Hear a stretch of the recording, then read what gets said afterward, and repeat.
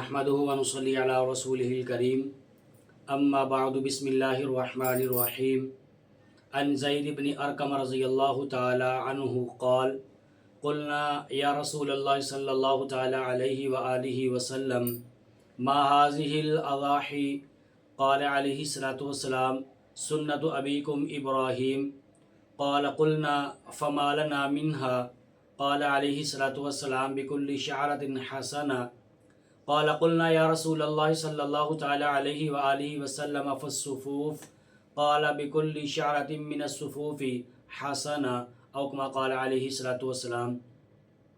सैयदना ज़ैद बिन Arkham रज़ियल्लाहु तआला अन्हु से रिवायत है, वो कहते हैं कि हमने अल्लाह के नबी सल्लल्लाहु अलैहि व आलिहि वसल्लम से अर्ज़ किया कि ए अल्लाह के नबी अलैहि सलातु वस्सलाम, ये कुर्बानियाँ क्या चीज़ हैं।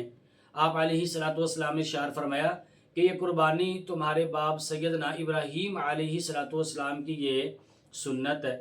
ज़ैद बिन अरकम रज़ियल्लाहु तआला अन्हु कहते हैं, हमने अर्ज़ किया ए अल्लाह के नबी अलैहि सलातु वस्सलाम, इसमें हमारे लिए क्या अजर और क्या सवाब है।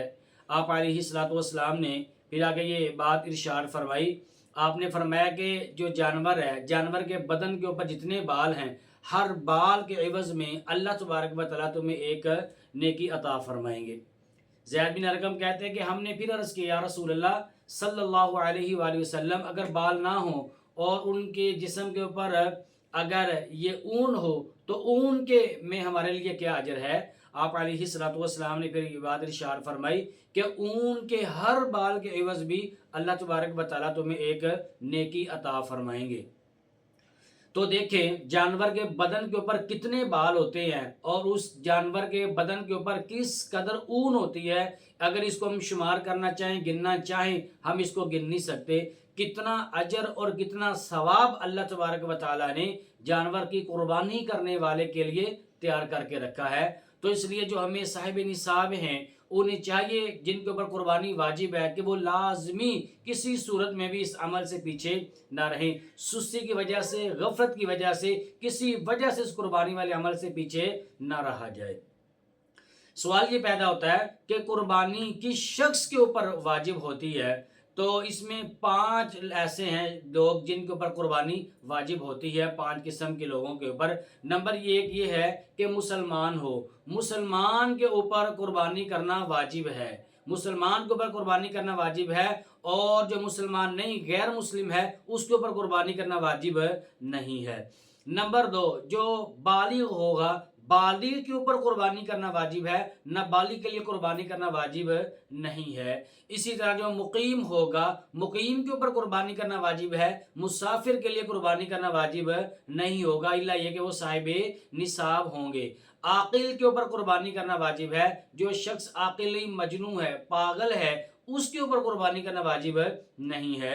नंबर 5 ये है कि साहिब इस्तिताअत, साहिब निसाब के ऊपर कुर्बानी करना वाजिब है। जो शख्स मिस्कीन होगा, मिस्कीन के ऊपर कुर्बानी करना ये वाजिब नहीं है। साहिब निसाब कौन शख्स है, कौन लोग साहिब निसाब हैं। तो देखिए, जिस शख्स के पास 5 किस्म के अमवाल होंगे और उन 5 में से या कोई एक माल उस आदमी के पास होगा, उस आदमी को साहिब निसाब समझा जाएगा। नंबर 1 सोना, नंबर 2 चांदी, और इसी तरह नंबर 3 नकदी, नंबर 4 माले तिजारत, और नंबर 5 है ज़रूरत से ज़ायद सामान। अब इनकी तफसील वो भी आपके सामने अर्ज करता हूँ। नंबर 1 ये है कि सोना आम है, चाहे वो जेवर की शक्ल में हो, वो डली की शक्ल में हो, वो ईंट की शक्ल में हो, किसी बर्तन की शक्ल में हो, वो इस्तेमाल में हो या इस्तेमाल में ना हो, बहर दो सूरत इस सोने के ऊपर सोने जिस आदमी के पास होगा उसके लिए कुर्बानी करना वो वाजिब हो जाएगा। नंबर 2 चांदी हो। अब चांदी की भी यही सूरत है, वो आम है, वो डली की शक्ल में हो, वो ईंट की शक्ल में हो, या चांदी जो है ये बर्तन की शक्ल में हो, इस्तेमाल में हो या इस्तेमाल में ना हो, बाहर 2 सूरत चांदी के ऊपर भी कुर्बानी करना ये वाजिब हो जाएगा। और नंबर 3 ये है कि नकदी।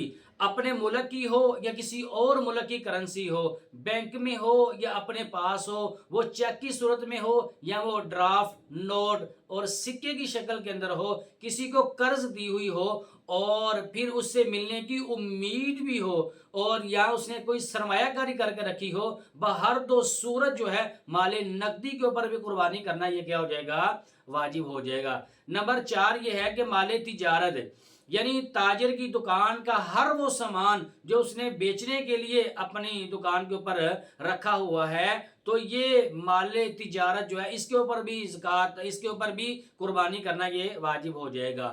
اور نمبر 5 یہ ہے کہ ضرورت سے زائد سامان، جس کی سالہ سال ضرورت ہی نہیں پڑتی، کبھی کبھار گھر کے اندر جو چیزیں استعمال ہوتی ہیں، مثلا بڑی بڑی دیگیں ہیں یا دریاں ہیں یا شامیانے ہیں، تو یہ سامان ضرورت سے زائد کہلائے گا، تو اس کو بھی اس قربانی کے نصاب کے اندر کیا جائے گا؟ شامل کیا جائے گا۔ اب یہ جو 5 مال ہیں، یہ پانچوں مال جو یہ 2 حال سے خالی نہیں ہو سکتے، ان میں سے کوئی ایک مال ہوگا اور ایک سے زیادہ اموال ہوں گے، یا یہ کوئی ایک ہی چیز ہوگی یا ایک کے سے ساتھ دوسری چیز بھی ہوگی۔ مثال کے طور پر اگر صرف سونا ہے، اگر صرف سونا ہی بندے کے پاس ہے تو یہ 7.5 تولے سونا جس آدمی کے پاس ہوگا وہ آدمی صاحب نصاب کہلائے گا۔ اور یا پھر یوں ہو سکتا ہے کہ اگر کسی آدمی کے پاس سونا نہیں ہے، اس کے پاس صرف چاندی ہے، اور اگر صرف چاندی ہی اس آدمی کے پاس ہوگی تو یہ 52.5 تولہ چاندی، جس آدمی کے ساتھ 52.5 تولہ چاندی ہوگی وہ آدمی بھی صاحب نصاب ہوگا۔ اور اگر صرف چاندی ہو یا صرف سونا ہو اور یہ اس نصاب تک نہ پہنچتا ہوگا تو اس آدمی کے اوپر پھر قربانی کرنا واجب نہیں ہوگا۔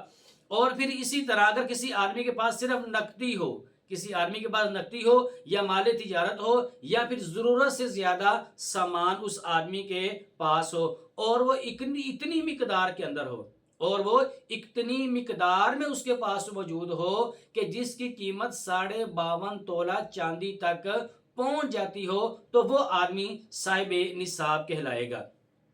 اگلا مسئلہ، اگر کسی آدمی کے پاس سونا بھی ہے، چاندی بھی ہے، چاہے وہ جتنی بھی ہے، یا اس کے پاس نقدی بھی ہے، مال تجارت بھی ہے، اور اس کے پاس تجارت کا سامان یا ضرورت سے زائد سامان بھی اگر اس آدمی کے پاس ہے، چاہے وہ کتنی بھی مقدار میں ہو، چاہے سونا 1 تولہ ہو، چاندی 1-2 تولہ ہو، یا کچھ نقدی بھی ہو، کچھ مال تجارت بھی ہو، اور کچھ ضرورت کا سے زائد سامان بھی ہو، تو ان 5 قسموں کو ایک جگہ پر جمع کر دیا جائے گا، ان کو اکٹھا کر کے ان کا حساب لگا کر کے، اور پھر دیکھا جائے گا کہ ان 5 اقسام کی جو قیمت ہے وہ 52.5 تولہ چاندی کے برابر ہے یا نہیں ہے۔ اگر 52.5 تولہ چاندی کے برابر اس کی قیمت پہنچ جاتی ہے تو پھر یہ سمجھا جائے گا کہ یہ شخص جو ہے یہ صاحب نصاب ہے، یہ آدمی پھر کیا ہوگا؟ یہ آدمی صاحب نصاب اس کو سمجھا جائے گا۔ اور بھی اس میں یاد رکھنے والی بات ایک یہ بھی ہے کہ جو شخص صاحب نصاب ہو جاتا ہے تو اس کے نصاب میں اور زکوٰۃ کے نصاب میں تھوڑا سا فرق یہ ہے کہ زکوٰۃ کے لیے حولانِ حول یعنی سال کا گزرنا ہوتا ہے، سال کے گزرنے کے بعد اس کے اوپر زکوٰۃ واجب ہوتی ہے۔ لیکن یہاں پر اگر جو شخص جس نے قربانی کرنی ہے، اگر قربانی کے 3 ایام میں ہی یا پہلے دن کے، دوسرے دن کے، تیسرے دن کی غروب آفتاب سے پہلے اگر وہ شخص صاحب نصاب ہو جاتا ہے، یعنی یہ جو 5 چیزیں میں نے آپ کے سامنے عرض کی ہیں، ان میں سے کسی اگر اکٹھا ملا لیا جائے تو ملا کر اگر چاندی کے برابر اگر اس کی قیمت پہنچ جاتی ہے، وہ آدمی صاحب نصاب بن جائے گا، اس کے اوپر قربانی کرنا یہ کیا ہو جائے گا؟ یہ واجب اور ضروری ہو جائے گا۔ یہ چند ایک مسائل جو ہے ابتدائی مسائل میں نے آپ کے سامنے عرض کیے کہ کون شخص صاحب نصاب ہے اور کن کے اوپر قربانی کرنا واجب ہو سکتا ہے۔ باقی انشاءاللہ جو جانور ہیں، جانور کے اندر کون سے عیب پائے جائیں تو قربانی ہوتی ہے، کون سے عیب پائے جائیں قربانی نہیں ہوتی، اس کا ذکر انشاءاللہ اگلی نشست میں کیا جائے گا۔ اللہ تبارک و تعالیٰ سے دعا ہے اللہ پاک ہمیں اس ثواب کے عمل میں بڑھ چڑھ کر حصہ لینے کی توفیق عطا فرمائے۔ آمین وآخر دعوانا الحمدللہ رب العالمین۔ وہ راتوں کو خلوت سے معمور سجدے، وہ لمبی رکعتوں سے مسحور سجدے، وہ سجدے محافظ مددگار سجدے، غموں کے مقابل عطردار سجدے۔